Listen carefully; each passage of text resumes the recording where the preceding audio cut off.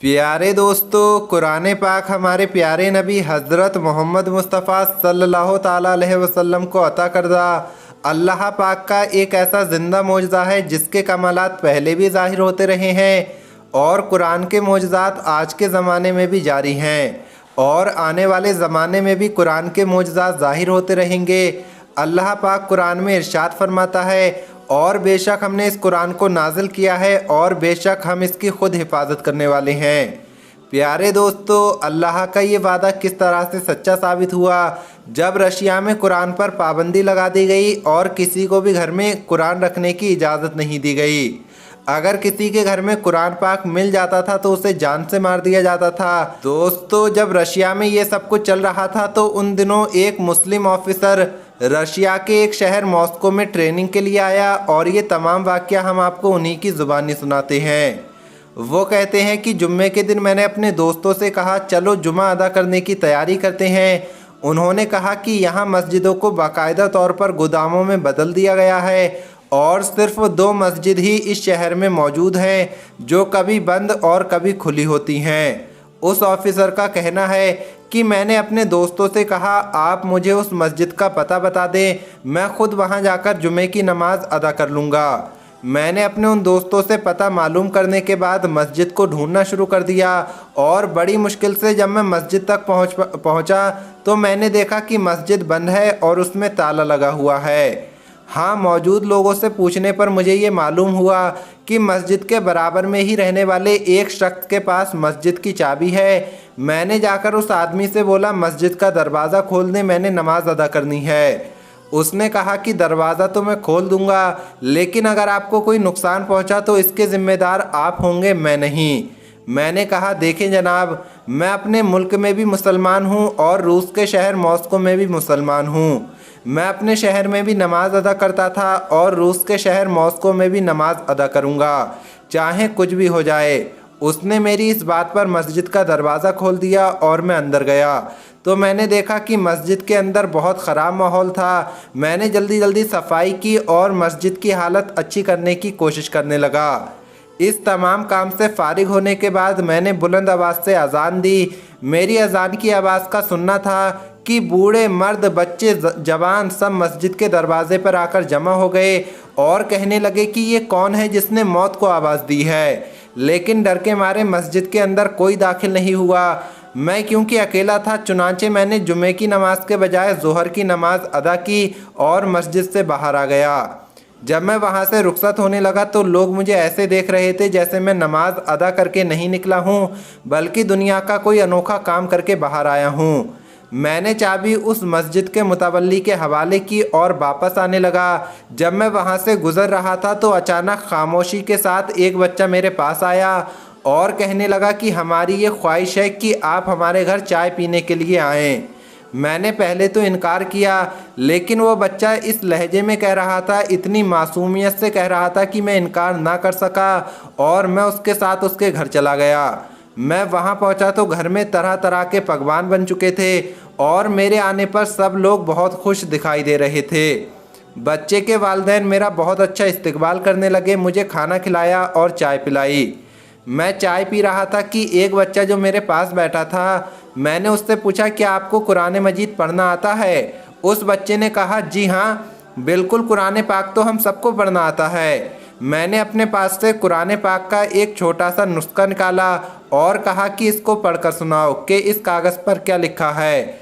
बच्चे ने कुरान को देखा, फिर मुझे देखा और फिर दोबारा कुरान को देखना शुरू कर दिया और अपने वालिदैन की तरफ मासूमियत से देखने लगा।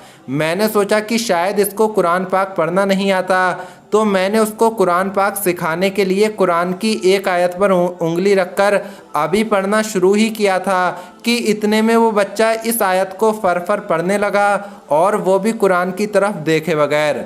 मुझे बड़ी हैरानी हुई और एक झटका लगा। मैं सोचने लगा, ये तो कुरान पाक को देखे बगैर ही पढ़ने लगा। मैंने फ़ौरन उसके वालिद से पूछा कि हज़रत ये क्या मामला है? तो दोस्तों, उसके बाद उसके माँ बाप ने क्या जवाब दिया और उस बच्चे को कुरान पाक कैसे याद हुआ, ये सब हम आगे आपको वीडियो में बताएंगे। लेकिन उससे पहले, जैसा कि आप मेरे हाथ में ये अक्सीर हयात देख रहे हैं, ये एक प्लेट है और आप देख सकते हैं कि इसमें बहुत अच्छी तरह से लिखा हुआ है जादू टोने और बीमारी के लिए बहुत फ़ायदेमंद है।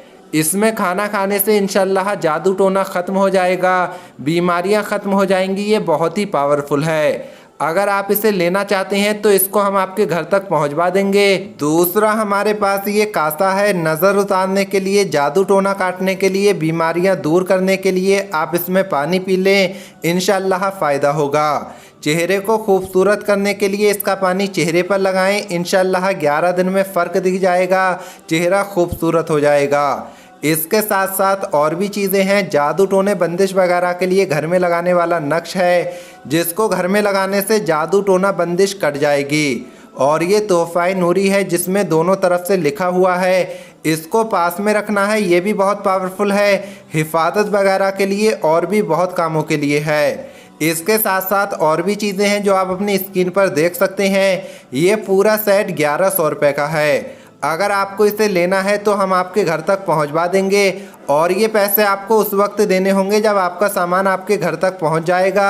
उससे पहले आपको कोई भी पैसा नहीं देना है। स्क्रीन पर आपको हमारा नंबर दिख रहा है, इस पर फ़ोन करें और घर बैठे अपना सामान मंगाएं। सामान थोड़ा कम है तो जल्दी फ़ोन करें और घर बैठे सामान मंगाएं। तो आइए आते हैं अपनी वीडियो की तरफ। दोस्तों, जब वो बच्चा बगैर देखे कुरान पाक पढ़ने लगा तो वो ऑफिसर कहता है कि मैंने उसके माँ बाप से पूछा कि ये क्या माजरा है। तो उन्होंने मुस्कुराकर कहा कि दरअसल हमारे घर में कुरान पाक मौजूद नहीं है। अगर किसी के पास कुरान पाक की एक आयत भी मिल जाए तो उसके तमाम ख़ानदान को सख्त सज़ा दी जाती है। इसी वजह से हम घर में कुरान पाक नहीं रख सकते। तो मैंने उनसे पूछा कि इस बच्चे को कुरान पाक पढ़ना किसने सिखाया और कैसे सिखाया, क्योंकि कुरान पाक तो किसी के पास मौजूद ही नहीं है। मेरी इस बात पर उन्होंने जवाब दिया, हमारे पास कुरान के हाफिज़ हैं। कोई दर्जी है, कोई दुकानदार है, कोई सब्जी वाला है, कोई किसान है। हम उनके पास अपने बच्चों को भेज देते हैं और मेहनत मजदूरी के बहाने जाने वाले ये बच्चे उनसे जो है कुरान पाक सीखते हैं और कुरान को याद कर लेते हैं। और फिर एक ऐसा वक्त भी आता है कि ये बच्चे मुकम्मल तौर पर हाफिज़ कुरान बनते हैं। क्योंकि किसी के पास कुरान का कोई नुस्खा मौजूद नहीं है, इसलिए हमारे बच्चे कुरान देखकर नहीं पढ़ते हैं। इन्होंने आज तक कुरान पाक को देखा भी नहीं है। इस वक्त हमारी गली मोहल्ले में आपको जितने भी बच्चे दिखाई दे रहे हैं, इनमें से ज़्यादातर बच्चे हाफिज़ कुरान है। यही वजह है कि जब आपने मेरे बच्चे के सामने कुरान रखा तो उसको पढ़ना नहीं आया था, लेकिन जब आपने आयत सुनाई तो वो फ़ौरन पढ़ने लगा। अगर आप इसको ना रोकते तो शायद ये पूरा कुरान पाक आपको पढ़कर सुना देता। उस नौजवान ने बताया कि मैंने कुरान पाक के एक नहीं हज़ारों मौजज़े देखे हैं। जब हुकूमत ने कुरान पर पाबंदी लगा दी तो उस मुआशरे के हर बच्चे, बूढ़े, मर्द और औरत सबके दिलों में कुरान पाक महफूज हो चुका था। उस ऑफिसर का कहना है कि जब मैं घर से बाहर निकला तो मैंने कई बच्चे देखे और उनसे कुरान सुनने की फरमाइश की तो सबने फ़ौरन कुरान पाक सुना दिया। तो मैंने अपने दिल में कहा कि तुमने कुरान पाक रखने पर पाबंदी लगा दी, लेकिन जो कुरान सीने में महफूज है उस पर तुम कभी भी पाबंदी नहीं लगा सकोगे। तब मुझे एहसास हुआ कि अल्लाह पाक के इस इरशाद का क्या मतलब है कि बेशक ये कुरान हमने नाजिल फरमाया है और बेशक हम ही इसकी हिफाजत करने वाले हैं। अल्लाह से दुआ है कि अल्लाह कुरान पढ़कर उस पर अमल करने की तौफीक अता फरमाए। आमीन अल्लाहुम्मा आमीन। मिलेंगे अगली वीडियो में। अल्लाह हाफिज़।